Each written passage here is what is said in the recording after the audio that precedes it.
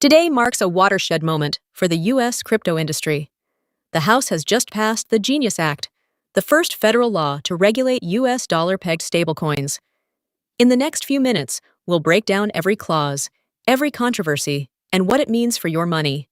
First, a quick refresher. Stablecoins are cryptocurrencies designed to maintain a 1-1-1 peg with a reserve asset, usually the U.S. dollar. They have become central for traders, remittances, and DeFi applications, but until now operated in a regulatory gray zone. Genius stands for Guiding and Establishing National Innovation for U.S. Stablecoins. The Act mandates that every issuer hold reserves in liquid, low-risk assets, like U.S. Treasuries, backing each token in circulation. The Act establishes a dual supervisory system. Federal oversight falls to banking agencies or the CFTC, while states can license qualified issuers.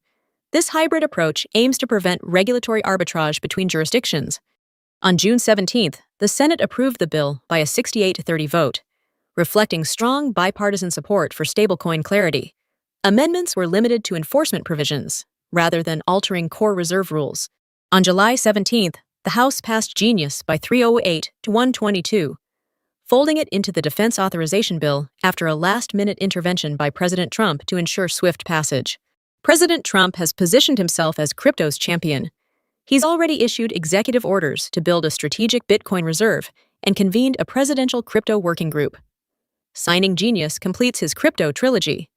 Genius requires quarterly third-party audits of reserve holdings and monthly public disclosure of asset composition. Failure to comply carries steep civil money penalties, akin to those under the FDIC Act. Only permitted payment stablecoin issuers, banks, credit unions, and designated fintechs can legally mint stablecoins. Unauthorized issuers face injunctions and asset freezes. Once signed, stablecoin issuers get a 2-year window until mid-2027 to fully comply with reserve and reporting standards. During this period, they must register with their primary regulator. Crypto markets surged on passage news. Top stablecoins saw 5 to 8% gains, while token issuer stocks climbed. Yet analysts warn it's not a license to print risk-free money. Critics point to Terra's collapse and Tether's past audit issues.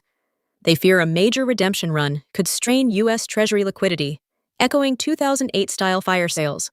Controversially, Genius excludes the president and immediate family from ethics restrictions that apply to other public officials, fueling accusations it was tailored to benefit Trump's own stablecoin plans.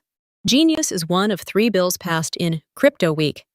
The Clarity Act classifies tokens under SEC or CFTC jurisdiction, and the Anti-CBDC Act bars a Fed-issued digital dollar. Circle CEO Jeremy Allaire hailed Genius as a major step toward responsible innovation, predicting enhanced institutional adoption and deeper liquidity in DeFi markets. Meanwhile, University of Chicago economist John Cochrane cautioned that binding stablecoins to treasuries could entangle them in sovereign debt risks.